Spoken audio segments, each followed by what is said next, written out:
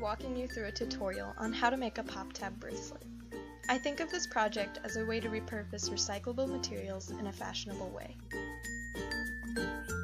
Another thing I really like about these bracelets is that they don't tear or cut your arm, because they're woven together with two layers. One side is face up, and the other side is face down. So the pop tabs that touch your arm are smooth, as well as the tabs that are facing outward. There are many different things you can make with this method. I've made necklaces, bracelets, and even belts. You can also create an endless combination of colors. Normally I use an 8-pound monofilament that you can find at any craft store in the jewelry section. It's nice because you could barely see it and it doesn't take any attention away from the pop tabs.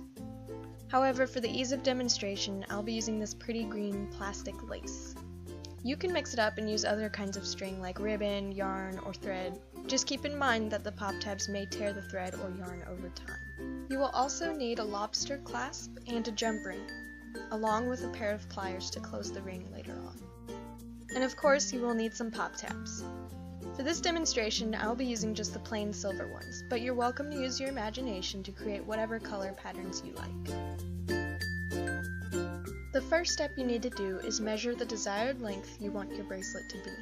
You'll need to cut twice that length of the string and fold it in half.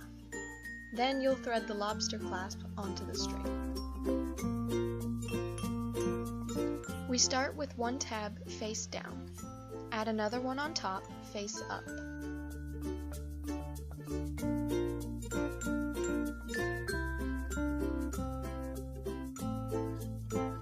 Now we take the top string and we run it through the top holes of both the bottom tab and the top tab. We'll leave it slack for now.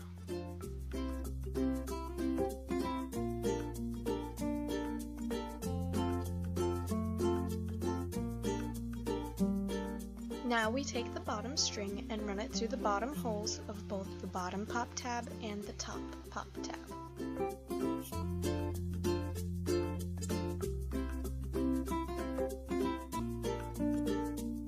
Now we pull out all the slack, making sure it's nice and snug and that the clasp is underneath both of the pop tabs.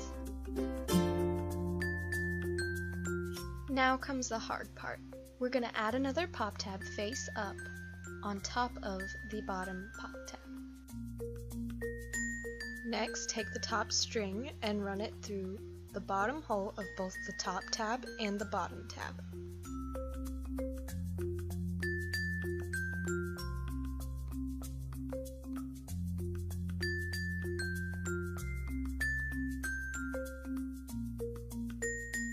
Now take the bottom string and run it through the top hole of the top tab and the bottom tab.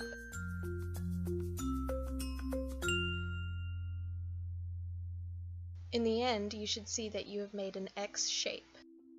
Next, we take another pop tab and make sure it's smooth side down. Place it next to the bottom pop tab underneath the pop tab we added in the last step. Now we take the top string and run it straight across, up through the top hole of the new pop tab and through the top hole of the top pop tab. You should be able to see a little straight line on the back side now.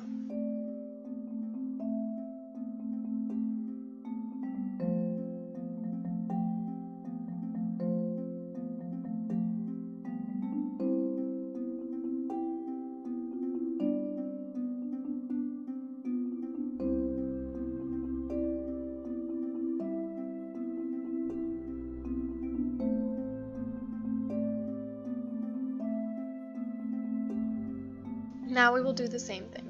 We'll take the bottom string and run it through the bottom hole of the bottom top tab and the top pop tab.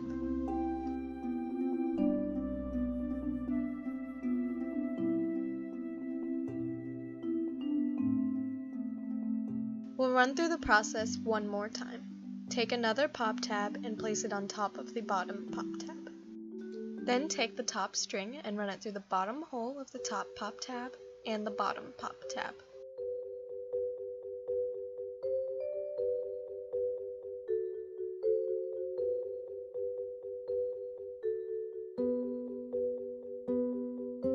Then take the bottom string and run it through the top hole in the top pop tab, through the top hole in the bottom pop tab.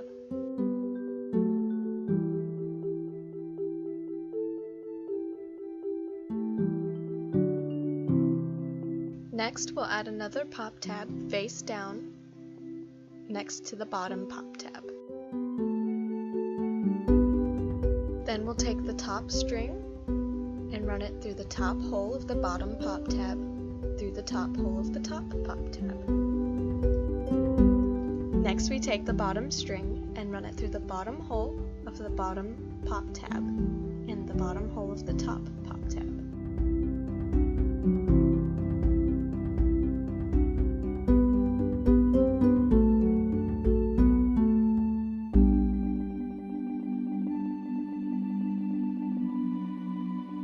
On the front, you should see 2 X's, and on the back, you should see 2 pairs of dashes.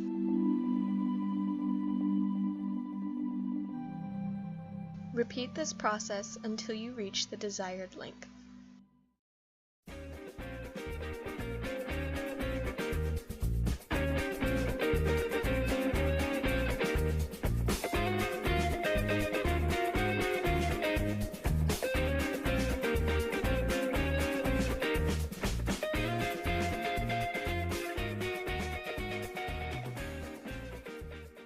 Your last pop tab should be a bottom tab, because at the beginning we have a pop tab that is overhanging. That way when you wear it, the tabs will overlap like puzzle pieces and cover the clasp. We'll do the last pop tab a little different. Take the top string and run it through the top hole of the bottom pop tab. Then take the bottom string and run it through the bottom hole of the bottom pop tab. Use pliers to close the jump ring. Make sure there's no gap.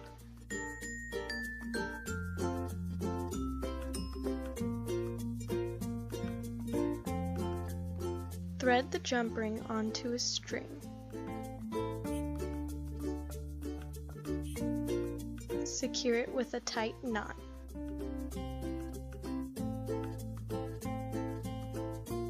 It's optional to secure the knot with super glue.